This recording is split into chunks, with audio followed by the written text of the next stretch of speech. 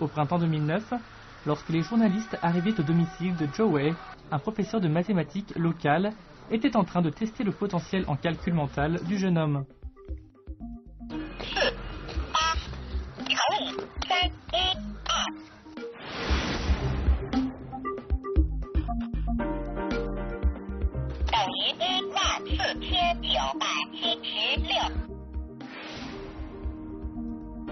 Sans formule ni griffonnage, Zhou Wei était capable de donner rapidement les bonnes réponses. Wang Xiaolin est professeur de mathématiques. Il a enseigné cette matière au lycée pendant 11 ans. Il fut surpris lorsqu'il entendit dire qu'un handicapé mental du nom de Zhou Wei était capable de résoudre des problèmes de mathématiques. 像这个高中数学，以这个循环小数或分数，你比如这个类型的题，就是说高中生也得根据步骤，一步一步的，而且是也快算，可是说他得根据他的步骤一下一下的算出来，最后才能得到结果。他是基本上是至少像这个高中数学了，就几分钟，你现在2位数乘2位数了，基本上是脱口而出。Zhou Wei a passé le test avec succès. On ne pourrait jamais se douter qu'il est handicapé mental sans l'avoir rencontré en personne.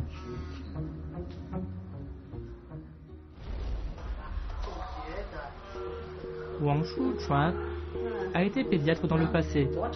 Dans son métier, elle a fait des recherches en matière d'éducation. Aujourd'hui, elle est chercheure à l'Institut national chinois pour la recherche dans l'enseignement. Après qu'elle a entendu parler de Zhou Wei, elle a décidé de lui faire passer un test de QI. 因为他刚18岁，而且看的样又不是很精明哈，所以我们就给他做一个北师儿童测验。 Le test d'intelligence est une méthode qui permet d'établir le niveau de QI d'une personne. Il prend en compte certains éléments de test et des échelles de mesure d'intelligence. Il y a 2 tests de QI utilisés dans le monde. L'un s'appelle le test Stanford-Binet et l'autre est le test de Wechsler. 如果你在商店里拾了别人的钱包，你会怎么办呢？不知道。当你割破了手指的时候，你应该怎么办呀？不知道。就是在那个做题的时候，有一些他的表现比较特别。首先一个就是他明显表现出，只要跟那种知识面儿还有理解相关的东西，他都做不了。比如说，举一个简单的例子，就是问他国庆节是哪一天，他不知道。再比如说问那个电灯是谁发明的，就是这种对于一般孩子来讲，可能在小学阶段他就能够非常熟练的回答，但是他做不到。没事，你就是看看拼，这是一个。À partir du quotient intellectuel de Zhou Wei, des questions destinées aux enfants âgés de 6 à 16 ans avaient été sélectionnées, mais il avait du mal à y répondre. 中华人民共和国是哪一年成立的？ Zhou Wei avait obtenu un score de 45 au test, ce qui signifie un retard mental modéré. Mais comment pouvait-il résoudre les problèmes de mathématiques?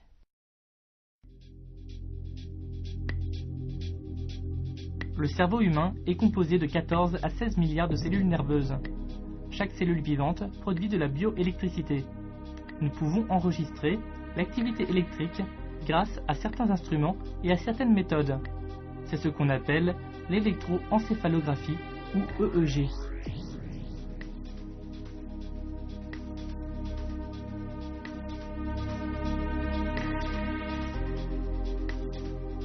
《山西省中医研究所的一个脑电图的大夫，这个大夫叫王德坤，他一直做脑电图。那么脑电图它是2维的，我们大家知道，就这样的2维的。那他多年的临床的结果，他就觉得脑电图有很多东西都诊断不出来，只有是癫痫是特异的可以看出来哈。那么他就用了一个数学模型，把它变成了一个立体的3维的，通过他就能够看出孩子即时的当时的脑功能状态。 Ce à quoi le professeur Wang Shuchuan se référait était la technologie d'imagerie du cerveau qui permet de convertir les courbes en formes géométriques. Cette technologie permet de combiner recherche sur le cerveau et géométrie.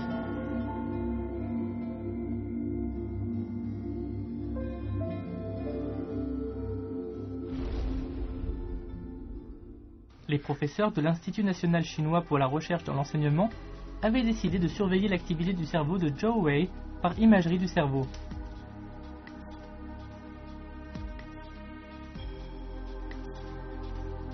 Zhou Wei devait répondre à différents problèmes de mathématiques sur un ordinateur. Les électrodes placées sur sa tête recueillaient les ondes du cerveau. Celles-ci se transformaient en une image qui diffère en fonction d'un modèle mathématique.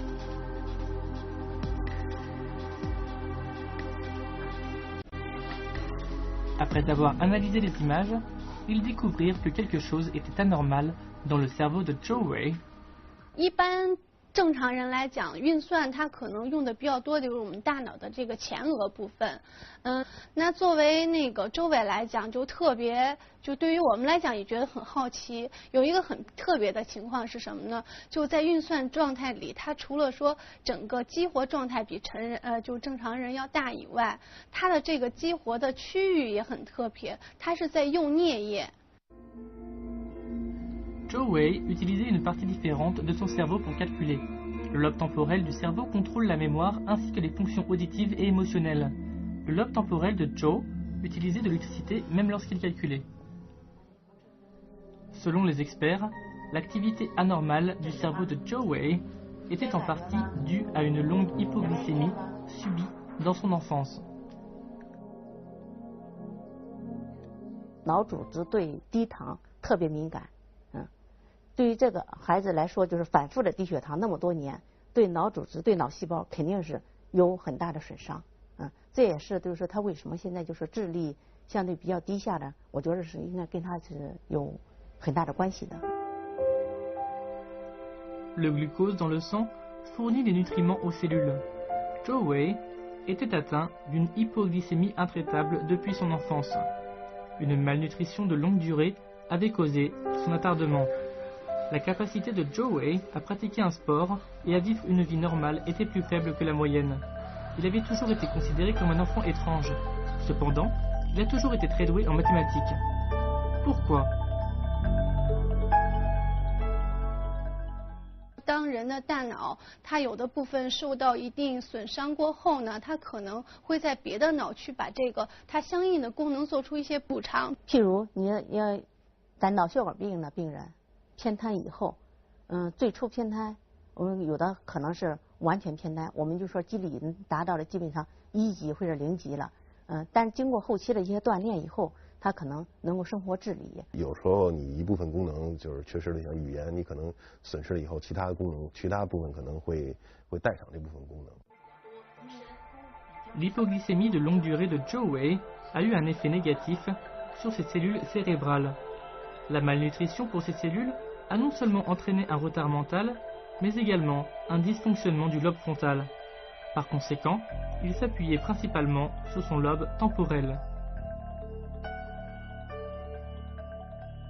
Le lobe temporel fonctionne en tant que transmetteur de l'information auditive.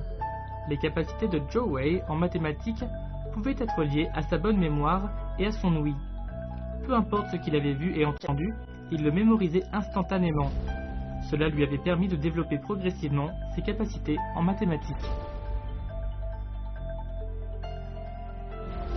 La raison qui explique les excellentes capacités de calcul de Zhou Wei semblait avoir été trouvée. À quelle rapidité pouvait-il compter? Les experts de l'Institut national chinois pour la recherche dans l'enseignement conduirent des tests approfondis sur le jeune garçon. 6910加5578. Peut-être Zhou Wei était-il très nerveux. Il comptait plus lentement que d'habitude.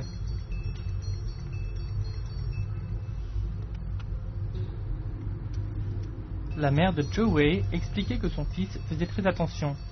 Il était effrayé à l'idée de faire une erreur. Il ne donna donc pas de réponse à moins d'être certain du résultat.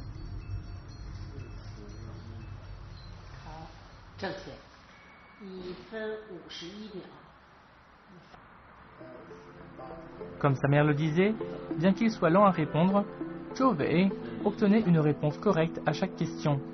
Il était très curieux. Même une personne ordinaire ne serait pas capable de faire cela sans avoir étudié les techniques de calcul mental.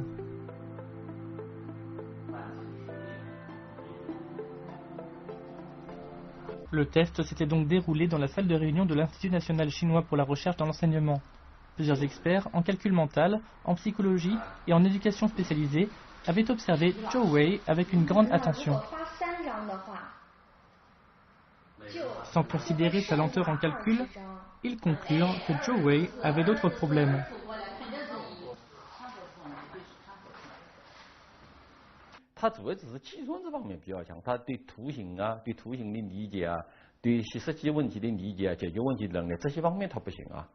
如果他真的数学能力特别强的话，那应用题他也应该是很好的呀。所以他强的不是，你看他理解就说明有问题呀。文字题他不懂，他姐姐叫掰开揉碎给他讲。如果给每个同学发5张纸，学过方程式。 Comme les experts le disaient, lorsque Zhou Wei ne comprenait pas le problème, sa mère et sa sœur l'aidaient et le lui expliquaient à la maison, mais également pendant le test.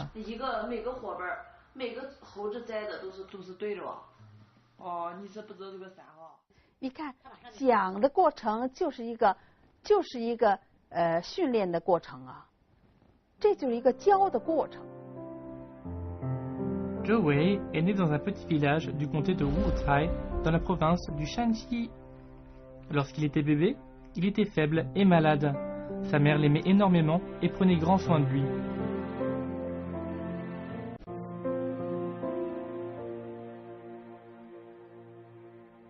Zhou Wei n'a pas été à l'école avant l'âge de 10 ans. Il n'avait aucun contact avec le monde extérieur en raison de sa maladie. Il ne parvenait pas à s'habituer à étudier à l'école. Plus tard, il fut transféré dans une autre école. Il est devenu de plus en plus introverti et a commencé à se sentir inférieur aux autres. 他母亲还有他姐姐跟别人交流的时候，他其实在听，他们都会表达啊，这个孩子不好意思跟人交往，在这方面很差，出去都会受到歧视等等等等。那这个时候他接受的信息是我这方面不行，但是相反的，他姐姐和他母亲一谈到他数学问题的时候，有的时候甚至表现得非常骄傲，然后觉得这是他孩子的一个突出的优势。因此在这个情况下，他得到的信息是我的数学的确很好，我有这个能力，因此他又从另外一个方向来，就是激发了他学习数学的这种自信，或者说他的这种兴趣。La mère de Zhou Wei a conservé tous ses devoirs. Elle a noté les étapes sur la façon dont Zhou Wei résolvait les problèmes de mathématiques. Elle espérait que son fils soit un génie des mathématiques et que ses raisonnements le rendent célèbre.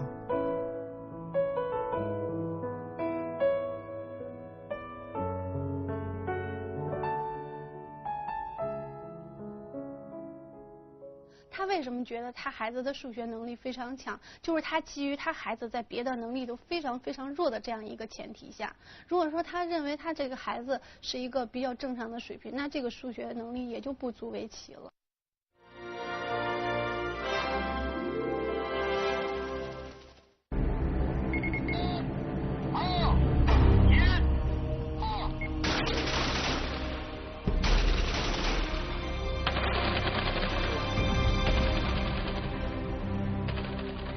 Voici l'endroit où ont eu lieu les répétitions des feux d'artifice du 60e anniversaire de la fête nationale. Après des douzaines d'ajustements, tout était fin prêt une semaine avant les célébrations du 1er octobre.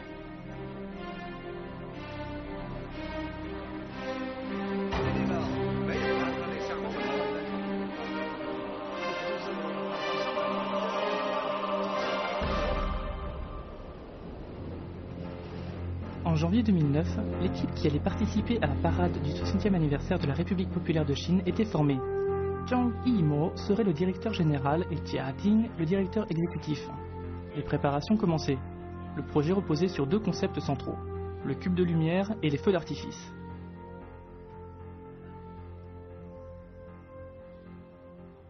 Les 联欢晚会它的特质是晚上要表演，那么晚上表演的这个一定它要强调它一个前提是要亮起来啊。那么实际上大家在习惯上看国庆的联欢晚会啊，以前叫国庆焰火晚会，实际上大家的真正的最大的观赏期待啊，应该是在怎么去看焰火上。 Néanmoins, il restait un problème à résoudre pour assurer la bonne conduite du spectacle. Il allait se dérouler sur la place Tiananmen et les feux d'artifice devaient être tirés à proximité. En raison de l'urbanisation rapide de la ville, il était très difficile de trouver des espaces dégagés suffisamment vastes pour procéder au tir des feux d'artifice en toute sécurité.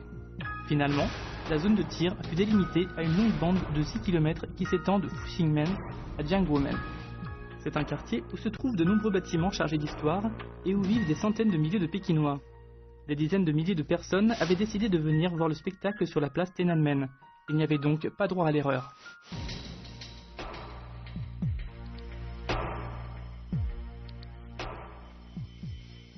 首先要把这个消防的这个事情当成一个很重要的一个考量。那么以前呢，叫50周年呢，国家大剧院啊、公安部啊那个地方都可以设置阵地，现在都不行了啊，现在都有新建筑了，你都不行。所以我们的阵地应该龟缩在一个很小的位置上。但是只要在这儿，就是在这种环境当中，我们现在需要的是玩创意了，因为你的规模不可能比以前大，但是你创意如果要优秀的话，你会用创意弥补你的规模。 Qui pouvait apporter une telle innovation et une telle créativité dans le spectacle? Tsai Kuo-chang avait été le directeur artistique de la cérémonie d'ouverture des Jeux Olympiques de Beijing. C'est lui qui avait mis au point les empreintes de pas géantes dans le ciel.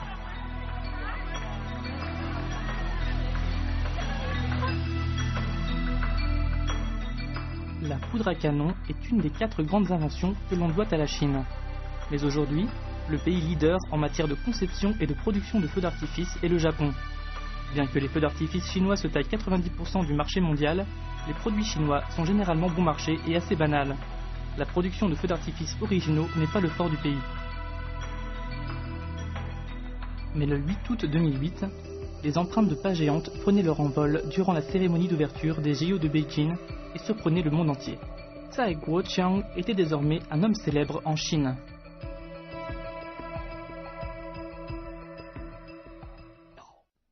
不能光放的那些花是编排很热闹，很有激情，大量的量让人很震撼。不能光靠这个，还要拿出几个技术亮点。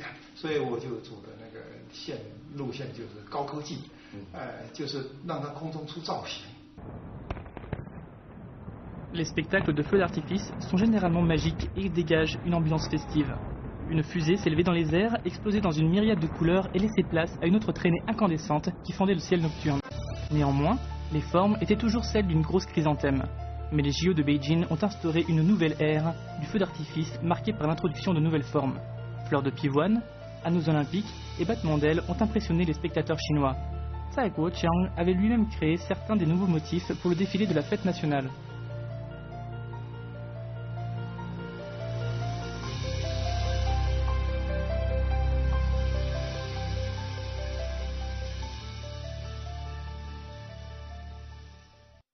这一次是60个和平，60只和平狗会进去，因为那条路白天是阅兵的路，那个展示了咱们的那个军事实力，是吧？这个从飞机到大炮啊，坦克、战车挂啊，所以晚上呢是一群和平狗会进去，这很有象征意义。 Aussi étonnant que cela puisse paraître, la conception du vol de colombe n'a pas été confiée à des grandes compagnies de production de feux d'artifice, mais à un amateur du nom de Chan Lianwen.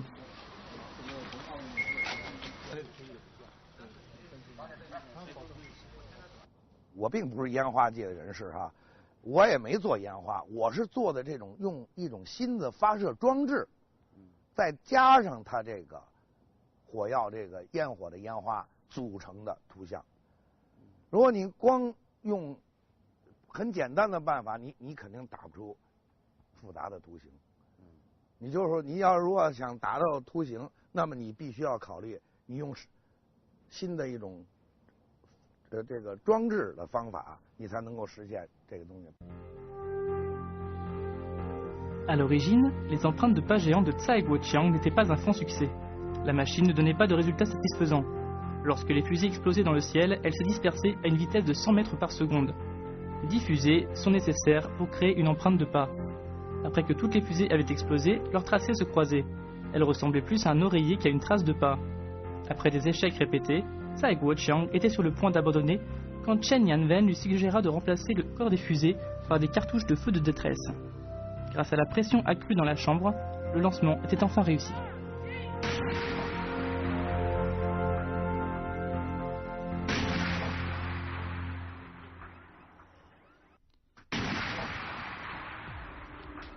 Le succès du tir de ce nouveau feu d'artifice était très encourageant pour Chen Yanwen et sourit en se remémorant le premier lancement réussi de ces feux d'artifice en forme d'anneau olympique, un tour de force qui a rehaussé d'un cran la qualité des festivités de la fête nationale.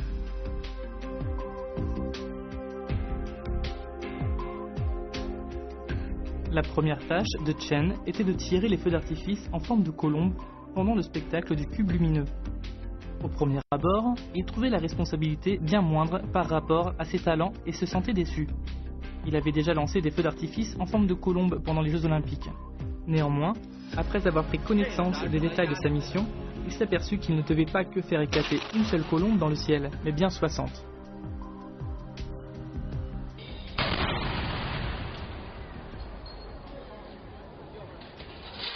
因为咱们鸽子上去以后，它长度就120多米。那么咱们在一个比较短的这么一个距离，就是说从这个建国门到复兴门，它一共才6公里多一点儿。那如果打120米，肯定超过了这个距离了。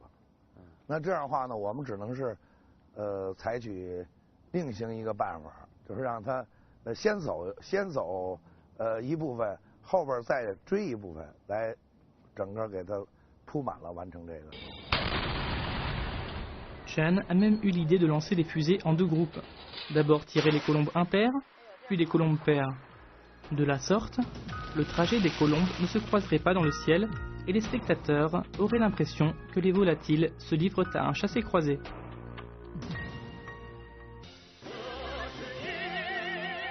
La conception de ces feux d'artifice représentait le premier stade du processus de planification et leur lancement constituait la conclusion. L'équipe voulait également améliorer sa technique de lancement avant les célébrations du 1er octobre. Tsai Guo-chiang mit à l'essai une méthode innovante de lancer de feux d'artifice.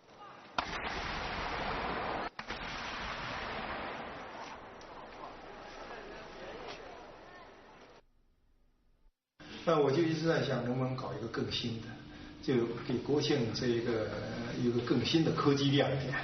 那这个科技亮点就是我把它做成了那个这个60呢，不是同时发射水平状的起来，而是一个那个爬起来的。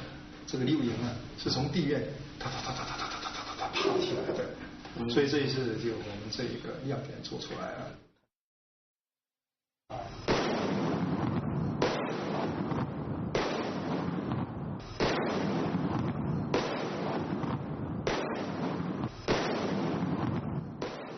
Pendant les Jeux Olympiques de Beijing, les feux d'artifice que Tsai Guo-chiang avait lancés étaient tous les mêmes. C'était du gâteau pour lui, mais ceux-ci étaient lancés parallèles au sol. On ne pouvait discerner les motifs exacts qu'en levant le nez vers le ciel. On ne pouvait pas non plus distinguer les motifs tracés en regardant de côté ou de loin. Cette fois-ci, Tsai Guo-chiang voulait que les gens voient les dessins des feux d'artifice clairement sans avoir à lever la tête. Ce rideau était préparé par l'équipe. Tsai Guo-chiang l'utilisait pour dessiner des images avec de la poudre. Il montre un talent certain pour le dessin à la poudre et a même remporté un prix pour ses travaux artistiques à l'Occidental. Cette fois-ci, ses œuvres allaient être radicalement différentes de ses travaux précédents. Les dessins étaient gigantesques et ils nécessitaient une technologie de mise à feu très sophistiquée. Des milliers de mèches d'allumage étaient contrôlées par un chronomètre. Le processus de dessin à la poudre à canon allait être mis en œuvre de la meilleure façon qu'il soit.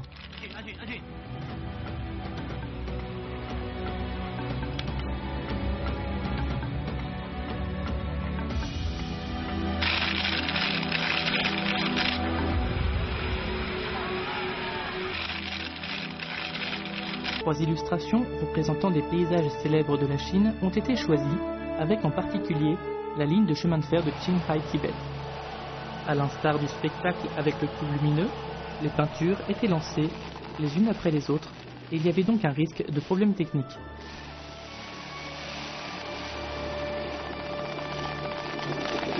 因为他们2幅画的距离只有1米3左右，就1米3左右，而这么大量的火啊和那个引线啊和那个点火头啊，它产生的火，再加上风的因素，会不会直接把后面的引着？因为如果引着的话，就是双方面的影响了，第1幅也没了，第2幅也给烧掉了，烧了一个部分也是烧，也是效果失败。Les dessins doivent donc être à l'épreuve du feu. Pour les techniciens, c'était un vrai casse-tête. Après des jours et des nuits de recherche, ils réalisèrent que ce problème pouvait être résolu par l'isolation des matières d'emballage. Quelques essais montraient que cette méthode fonctionnait. Les dessins détaillaient les rivières, les montagnes et les trains chinois avec des couleurs vives et une grande quantité de détails.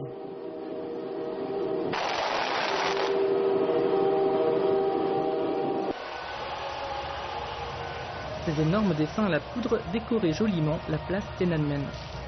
Des feux d'artifice musicaux formaient également un des points forts du spectacle. De gigantesques feux d'artifice de plus de 200 mètres de haut constellaient les cieux. Ils illustraient les notes de musique d'une chanson joyeuse.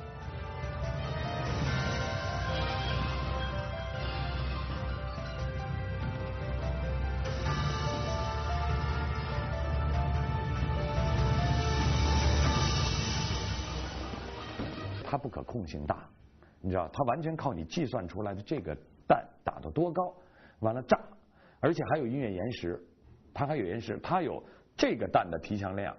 你比如说我打30米弹的提前量，跟打180米的提前量还不一样，它得要经过精密的计算。那么在这个音乐到之前的前0.3秒，可能先启动高空。完了以后，0.2秒启动中空，0.1秒启动低空，它都是不一样的，每一个级层它都是不一样的，所以它设计难点非常非常的大。Les feux d'artifice musicaux n'étaient pas lancés de façon traditionnelle. Chaque fusée nécessitait un système de lancement différent et possédait sa propre poudre et son propre système de propulsion. La mise à feu des feux d'artifice était contrôlée par l'horloge d'un ordinateur.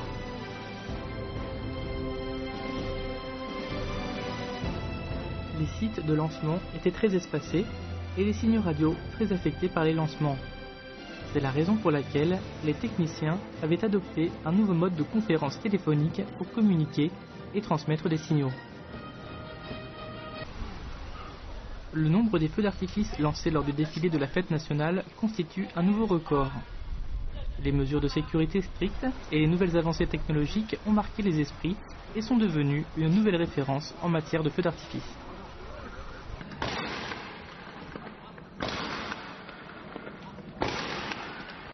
De la poudre spéciale avait été utilisée pour assurer une sécurité maximale et le respect de l'environnement, tout particulièrement pour les feux d'artifice qui explosent près du sol.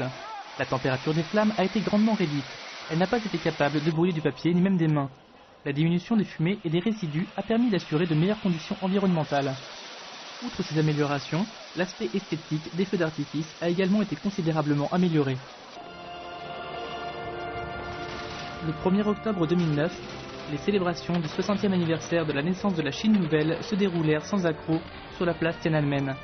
Des feux d'artifice de différentes formes et couleurs illuminaient le ciel de la capitale chinoise. Le peuple chinois fut comblé d'émotion et d'enthousiasme pour l'avenir du pays.